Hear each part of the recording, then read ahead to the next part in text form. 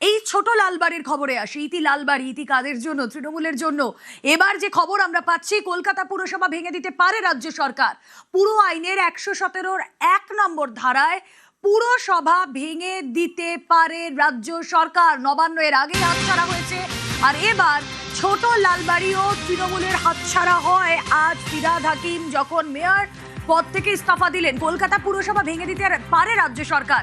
পুরো আইনে ঠিক কি রয়েছে ১১৭ 1 নম্বর ধারায় কি রয়েছে জানবো আরো বিস্তারিত। সহকর্মী কৌশিক দাশগুপ্ত রয়েছেন সঙ্গে। কৌশিক, দেখো, মেয়র পদ থেকে ফিরহাদ হাকিম ইস্তফা দিলেন, তারপরে যেটা এই মুহূর্তে সবচেয়ে বড় খবর সেটা হচ্ছে কলকাতা পুরসভা ভেঙে দিতে পারে রাজ্য সরকার। 2021 সালে কলকাতা পুরসভায় ভোট হয়েছিল, তৃণমূল ক্ষমতায় এসেছিল। সেই কলকাতা পুরসভা ভেঙে দিতে পারে রাজ্য সরকার। কলকাতা পুরো আইন 1980 সালের এই আইন, এইটার ১১৭/1 এই ধারায় পুরসভাটা ভেঙে দিতে পারে, কলকাতা পুরসভা ভেঙে দিতে পারে রাজ্য সরকার। এই মর্মে বিজ্ঞপ্তিও জারি করে দিয়েছে। বিজ্ঞপ্তি জারি করেছে পুর দপ্তর। কেন পুরসভা ভাঙা হবে না, 3 দিনের মধ্যে তা জানাতে হবে রাজ্য সরকারকে। জানাবে হচ্ছে কলকাতা পুরসভা কর্তৃপক্ষ। অর্থাৎ কেন এই পুরসভা ভাঙা হবে না সেইটা 3 দিনের মধ্যে রাজ্য সরকারকে জানাতে হবে এবং সেটা পুরসভাকে জানাতে হবে। এই মর্মে বিজ্ঞপ্তি জারি হয়েছে, যেটা বিজ্ঞপ্তি জারি করেছে পুর দপ্তর। কলকাতা পুরসভার যেই আইনের ধারায় এটা করা হলো সেটা হচ্ছে 1980 সালের কলকাতা পুরো আইন ১১৭/1 ধারায়। সেখানে বলা হয়েছে যে রাজ্য সরকারের এইখানে সরকারের একটা মানে ক্ষমতা রয়েছে। এই আইনের মাধ্যমে সরকার এই ক্ষমতাটা তাদের হাতে রয়েছে, যেখানে তারা যদি মনে করে যে কোনো কর্পোরেশন তারা ঠিক মতো চলছে না, ইনকম্পিটেন্ট, মানে যথেষ্ট যোগ্যতা নিয়ে তারা কাজ করতে পারছে না, কিংবা তারা ঠিকমতো পুরসভা মানে পরিষেবা দিতে পারছে না, তখন কিন্তু এই আইনের ধারায় রাজ্য সরকার সেই পুরসভা ভেঙে দিতে পারে। কিন্তু এরপর কি হতে পারে? মেয়র থাকলেন না ফিরহাদ হাকিম, পুরো বোর্ড ভেঙে গেল, তারপর? হ্যাঁ, এই পরিস্থিতিটাকেই বিচার করছে রাজ্য সরকার। তারা এইখানে আইনে যেটা বলা হয়েছে যে এইরকম ভাবে যদি পুরসভা চলতে থাকে তাহলে রাজ্য সরকারের কাছে এই আইনের যে ক্ষমতাটা রয়েছে যে রাজ্য সরকার তখন এই পুরসভা ভেঙে দিতে পারে। এবং আইন মেনে যেটা করার কথা, প্রথমে রাজ্য সরকার বিজ্ঞপ্তি জারি করলো, তারপর তারা পুরসভার কাছ থেকে জানতে চাইছে যে কেন পুরসভা ভাঙা হবে না, সেই উত্তরটা তাদের দিতে হবে। তারপর রাজ্য সরকার সিদ্ধান্ত নেবে যে এই কলকাতা পুরসভা ভাঙা হবে কি হবে না। তবে যেটা খবর যে কলকাতা পুরসভা ভেঙে দিতে পারে রাজ্য সরকার। বেশ,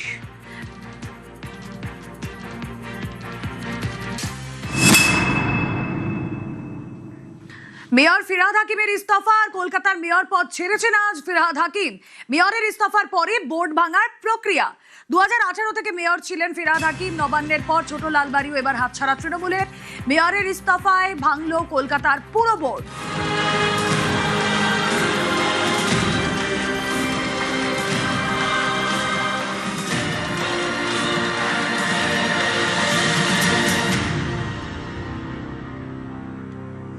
কলকাতার মেয়র পদ থেকে অবশেষে ইস্তফা ফিরহাদ হাকিমের। মেয়র পদে ইস্তফা ফিরহাদ হাকিমের। মেয়র পদ থেকে ইস্তফা দেওয়ার পরই ভেঙে গেল পুরো বোর্ড। মেয়রের ইস্তফার পরই বোর্ড ভাঙার প্রক্রিয়া। 2018 থেকে মেয়র ছিলেন ফিরহাদ হাকিম। আমি নিজে যখন মেয়র ছিলাম দাপুটের সাথে চালিয়েছি, নিজেই পৌরমন্ত্রী, নিজেই মেয়র, চেয়ার ধরে বসে রইলাম। ঢাল নেই, তলোয়ার নেই, নিধিরাম সর্দার। সেই মানুষগুলো যারা হয়তো আমার থেকেও বেশি দাপুটে ওই মেয়রের চেয়ার চালিয়ে গেছেন, তাদের প্রতি অসম্মান। তাই আমি ঠিক করেছি যে আমি আজকে রেজিগনেশন দিচ্ছি। যে বেস্ট সার্ভিস দেবে মানুষ তাকে চয়েস করবে। তাই শুভেচ্ছা দিয়ে আমি এই চেয়ার আজকে খালি করে দিলাম। আমার কেউ প্রেশার নেই, কিছু নেই।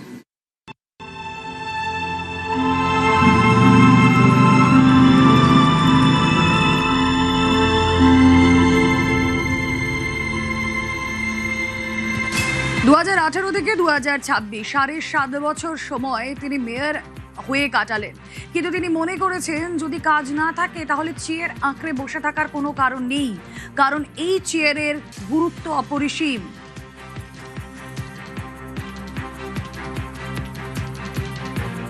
2018 সালে হঠাৎ করে যখন তখনকার মেয়র রেজিগনেশন দিলেন, সেই সময় সব কাউন্সিলরদের সম্মতি নিয়ে আমাকে এই চেয়ারে বসানোর জন্য আমার মনে হয়েছিল যে এই চেয়ারে বসার যোগ্যতা আমার নেই।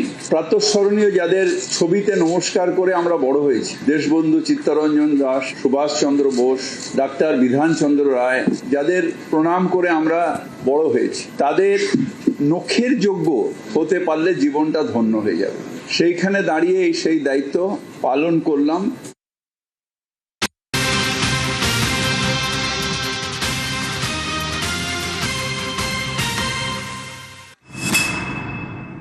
কলকাতা পুরসভাতেও ভাঙন ইস্তফা দিলেন কলকাতা পুরসভার মেয়র ফিরহাদ হাকিম। তিনি বলেছেন যদিও পালা বদলের পর, এই পদ ছাড়ার পর, যে অনেক কাজ অসম্পূর্ণ থেকে গিয়েছে। পদত্যাগের পর সাংবাদিক বৈঠক করেন এবং তিনি বলেছেন যে ফিরহাদ হাকিম এখানে কেউ না, যে চেয়ারটায় বিশিষ্ট ব্যক্তিরা বসেছেন, যে কথা শুনলেন তার আলাদা সম্মান রয়েছে। যখন মেয়র ছিলাম দাপটের সঙ্গে কাজ করেছি, মানুষের মানুষদের সঙ্গে সঙ্গে রিলিফের কাজ করেছি এবং তার এই মেয়র পদে থাকার আমলে যে সমস্ত গুরুত্বপূর্ণ টাইম স্প্যান ছিল, কোভিড, তারপর আমফান, তারপরে বিভিন্ন সময় আমরা দেখেছিলাম কলকাতা পুরসভার যে ব্যয় তা নিয়ে প্রশ্ন উঠেছিল, কলকাতা পুরসভার বিভিন্ন কাউন্সিলরের বিরুদ্ধে দুর্নীতির অভিযোগ উঠেছে। সব কিছুর একটা পরিণতি আজ আমরা দেখলাম ছোট লালবাড়ি পালা বদলের পর হাতছাড়া হলো তৃণমূলের। মেয়র থেকে পদত্যাগ করলেন ফিরহাদ হাকিম। কলকাতার কর্পোরেশনের যে 144টি ওয়ার্ড আছে, সেখানে এইবার যে নির্বাচন হয়েছে, সেই নির্বাচনে অনেকগুলো ওয়ার্ডে অর্থাৎ 102 ওয়ার্ডে তৃণমূল কংগ্রেস পিছিয়ে রয়েছে। 102 ওয়ার্ডে ভারতীয় জনতা পার্টি তারা এগিয়ে রয়েছে এবং আরো আনুষঙ্গিক অনেক কারণের অনেক রকম ব্যাখ্যা হতে পারে। যে পরিস্থিতি তৃণমূল কংগ্রেসের দাঁড়িয়েছে, যেভাবে তৃণমূল কংগ্রেস এবার হার দেখতে হয়েছে তৃণমূল কংগ্রেসকে, এবং তারপরে আমরা দেখেছি যে বিশেষ করে শহর কলকাতার যদি আমরা রেজাল্ট দেখি, তাহলে শহর কলকাতার রেজাল্ট অত্যন্ত খারাপ তৃণমূল কংগ্রেসের এবং কাউন্সিলরদের বিরুদ্ধে একটা চরম অনাস্থা দেখা যাচ্ছে বিভিন্ন জায়গায়। সাধারণ মানুষ তারা এই কাউন্সিলরদের বিরুদ্ধে বলছেন এবং শুধু তাই নয়, বিভিন্ন কাউন্সিলরদের তোলাবাজি এবং বিভিন্ন রকমের সিন্ডিকেটের সঙ্গে যুক্ত এই তোলাবাজি, এই সমস্ত কিছু নিয়ে তাদের কিন্তু প্রশ্ন উঠছে, তারা কিন্তু প্রশ্ন করছেন এবং সেই জায়গা থেকে দাঁড়িয়ে তৃণমূল কংগ্রেস কলকাতায় খুব বড় ধাক্কা খেয়েছে। আর তার জন্যই এই যে তার পদত্যাগ, তা খুবই সিগনিফিকেন্ট।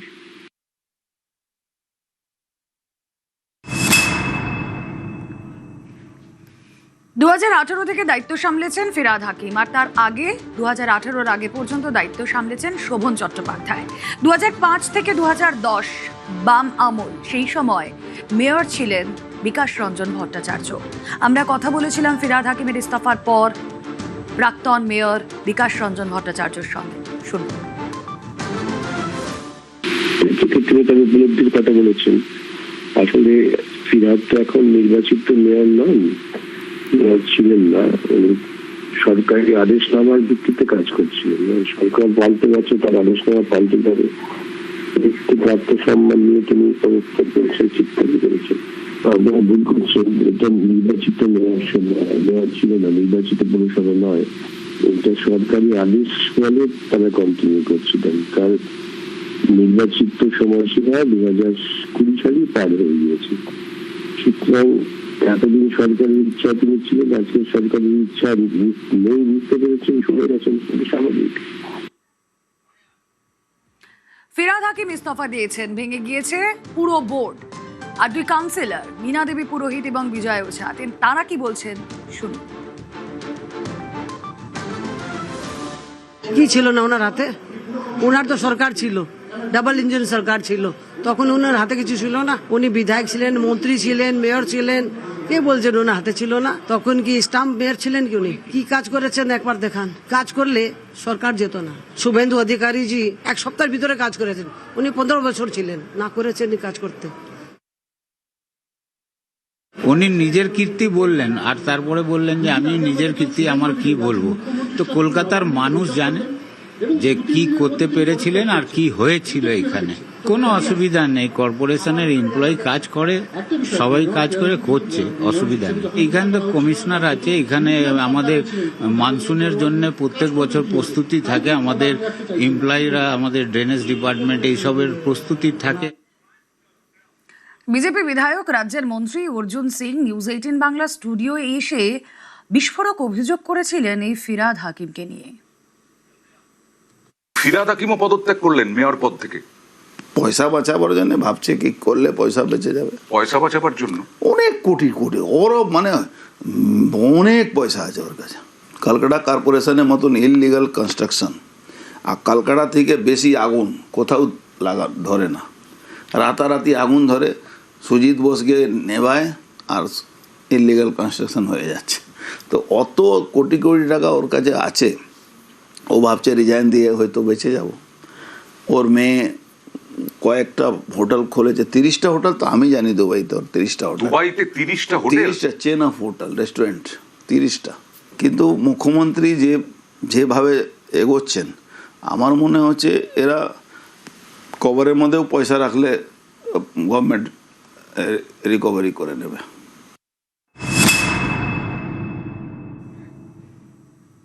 ভরাডুবি হয়ে গিয়েছে তৃণমূলের, আর এই বাংলায় তৃণমূলে এখন তৃণমূল, নবতৃণমূল, নানা কিছু ঘটছে। বাংলায় কি তাহলে মহারাষ্ট্র মডেল? এই প্রশ্ন ঘুরপাক খাচ্ছে। বিধানসভার পর এবার লোকসভা তৃণমূলের সংসদীয় দলেও ফাটল। সংখ্যাগরিষ্ঠ সাংসদদের নিয়ে কি আলাদা ব্লক? বাদল অধিবেশনেই নয়া দলনেতার পদ দাবি। দিল্লিতে ঘাঁটি গেড়েছেন অন্তত 12 তৃণমূল সাংসদ।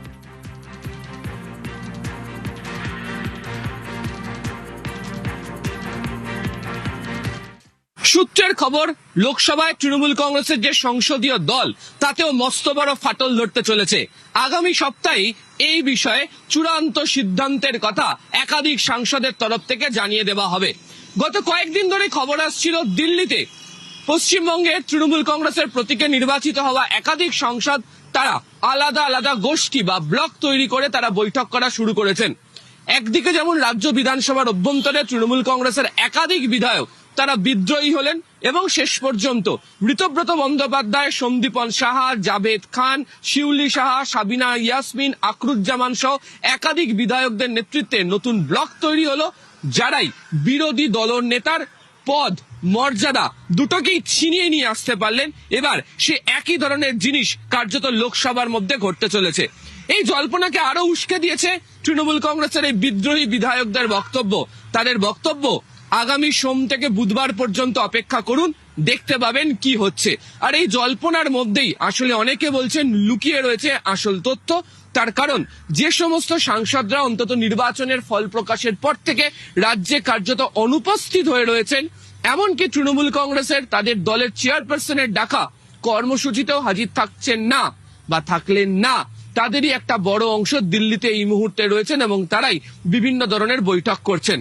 আগামী কয়েকদিনের মধ্যে তৃণমূলেরই অপর একটি সূত্র বলছে তাদের প্রত্যেকের নাম প্রকাশ্যে চলে আসবে এবং একাধিক সাংসদের তরফ থেকে সোশ্যাল মিডিয়াতে যে ধরনের বিবৃতি বা যে ধরনের বক্তব্য পোস্ট করা হচ্ছে, তাতেও তারা যে কার্যত তৃণমূল কংগ্রেসের সঙ্গ ছাড়তে চলেছেন তা পরিষ্কার হয়ে গিয়েছে। ফলে একদিকে বিধানসভাতে তৃণমূল কংগ্রেসের ফাটল চওড়া হচ্ছে, তার কারণ বিদ্রোহী বিধায়কদের বক্তব্য 18ই জুনের আগে তাদের পক্ষের সংখ্যা আরো অনেকটা বৃদ্ধি পাবে। আর অন্যদিকে লোকসভাতেও দলত্যাগ বিরোধী আইন যাতে কার্যকর না হয়, সেই কারণে 2/3 সাংসদরাও অন্য দিকে যাচ্ছেন। তৃণমূল কংগ্রেসের অন্য ব্লক নাকি তারা অন্য দলে চলে যাচ্ছেন, সেদিকেই প্রত্যেকের নজরও থাকবে। ক্যামেরা অসিত দাসের সাথে আবির ঘোষাল, নিউজ 18 বাংলা। সংসদের নিম্নকক্ষ লোকসভায় তৃণমূলের সাংসদ সংখ্যা 29।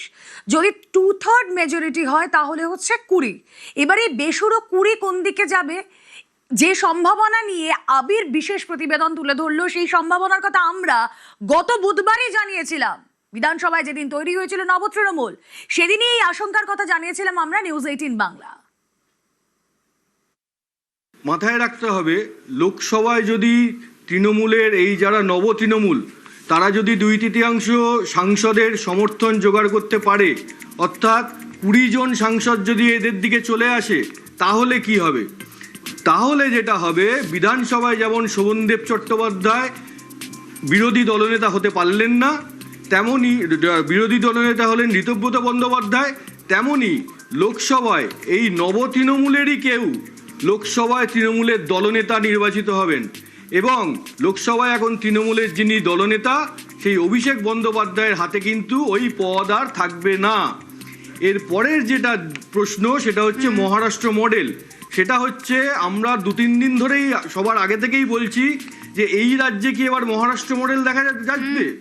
সেই মহারাষ্ট্র মডেলে কি ঘটেছিল? মহারাষ্ট্র মডেলে যেটা হয়েছিল যে 2টি আঞ্চলিক দল ভেঙে গেছিল। শিবসেনার মুখ ছিলেন, নেতা ছিলেন উদ্ধব ঠাকরে, তারপর দেখা গেল দলটা ভেঙে গেল শিবসেনা, একনাথ শিন্ডের হাতে ক্ষমতা চলে গেল। ঠিক একইভাবে এনসিপিও তো কিন্তু ভেঙেছিল। এনসিপির মুখ ছিলেন, মাথা ছিলেন শরদ পাওয়ার, সেই এনসিপি ভেঙে দুই ভাগ হয়ে গেল এবং শরদ পাওয়ারের থেকে ক্ষমতা চলে গেল তার ভাইপো অজিত পাওয়ারের হাতে।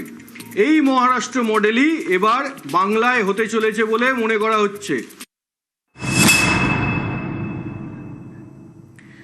পূর্ব মেদিনীপুরের কথায় আসি। এই পূর্ব মেদিনীপুর দিয়ে একসময় শুরুটা হয়েছিল জেলা পরিষদ দখল করে, আর সেই পূর্ব মেদিনীপুরে এবার জেলা পরিষদ হাতছাড়া। তৃণমূলের জেতা প্রথম জেলা পরিষদ এই পূর্ব মেদিনীপুরে 2008 এবং 2026 যেন একটা বৃত্ত সম্পূর্ণ হলো। সেদিন দখল, আজ হাতছাড়া, প্রথম হাত। কথা বলবো, সুজিত ভৌমিক রয়েছেন সঙ্গে। সুজিত, দেখো বিষয়টা হলো পূর্ব মেদিনীপুর আর পূর্ব মেদিনীপুরের জেলা পরিষদ। যে জেলা পরিষদ বামেদের দখলে ছিল দশকের পর দশক, 2008 সালের কথা, তখনই কিন্তু হাত বদল হয়। এবং এই হাত বদল তাদের হাতে আছে নন্দীগ্রাম পরবর্তী, অর্থাৎ নন্দীগ্রামের ঘটনার পর জমি অধিগ্রহণ বিরোধী আন্দোলনের জেরে ক্ষমতায় আছে তৃণমূল। এই তৃণমূলের ক্ষমতা একরকম চলে যেতে বসেছে 2026-এ এসে। পঞ্চায়েত ভোট হয়েছে 23 সালে, ভোট আবার হবে 28 সালে। কিন্তু কেন এই প্রশ্ন তার কথা উঠছে, সেটা হলো আজ মেদিনীপুর ডিভিশনে গিয়ে জেলা পরিষদের সভাধিপতি তৃণমূলের এবং সহসভাধিপতি তারা পদত্যাগ করেছেন। তারা একরকম হাতই তুলে দিয়েছে। ইতিমধ্যে তাদের 2জন সদস্য মারা গেছেন এবং তারই মধ্যে এই পরিস্থিতি, যে পরিস্থিতি নিয়ে রীতিমতো চর্চা শুরু হয়েছে। কেন না, তৃণমূল গোটা রাজ্যের পাশাপাশি এই জেলায় ব্যাপকভাবে হেরেছে। তার ফলে কিন্তু তাদের যে প্রশাসনিক ক্ষমতা বা তারা যে জনপ্রতিনিধি হিসেবে পঞ্চায়েত থেকে পঞ্চায়েত সমিতি কিংবা জেলা পরিষদে আসাটাই বন্ধ করে দিয়েছে বেশিরভাগ জায়গা। এর মধ্যে জেলা পরিষদ রয়েছে। 1 মাস আগে ভোটের রেজাল্ট বেরিয়েছে, তারপর কোন রকম কাজকর্ম প্রায় নেই। কাজকর্মের জন্য আসছেই না জেলা পরিষদের সভাধিপতি কিংবা সদস্যরা। কিন্তু এই পরিস্থিতি তো শুনতে পারে না। 70টি আসন, 56টি আসনে 56 জন সদস্য তৃণমূলের ছিল, কিন্তু তাদেরই দেখা গেল সভাধিপতি সহসভাধিপতি আজকে পদত্যাগ করে দিয়েছেন। সবসময় প্রশ্ন হচ্ছে তারা কি দাঁড়াতে পারে। ওকে সুজিত, জনগণের রায় শেষ কথা বলে, জনগণের রায় যেহেতু আমাদের কাছ থেকে সরে গেছে, তাই পদে থেকে নিশ্চিতভাবে পদের অমর্যাদা করা উচিত নয়। মানুষ চাইছেন না, তাই সরে আসে। এটাই তো ভবিতব্য ছিল। বিরোধী দলনেতা বোধহয় তাকে তার বোধোদয়ের জন্য তাকে অভিনন্দন জানাচ্ছি, কৃতজ্ঞতা জ্ঞাপন করছি এবং তার এই শুভবুদ্ধি উদয় হওয়ার জন্য তার সপারিষদ যারা আছে তাদের কাছে আহ্বান জানাবো, আসুন কাল বিলম্ব না করেই উন্নয়ন যজ্ঞে সকলেই আমরা সামিল হই।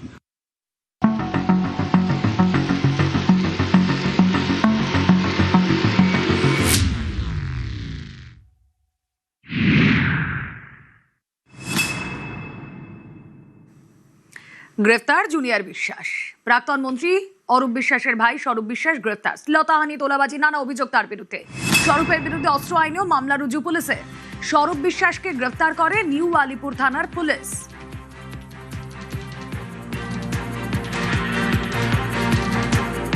একাধিক ধারায় স্বরূপের বিরুদ্ধে একাধিক মামলা। শ্লীলতাহানির অভিযোগে মামলা স্বরূপের বিরুদ্ধে। খুনের চেষ্টা, কাজের নামে টাকা আদায়ের অভিযোগে মামলা। অভিযোগকারীর বক্তব্য আপনাদেরকে শোনাবো, যিনি বলছেন যে কাজ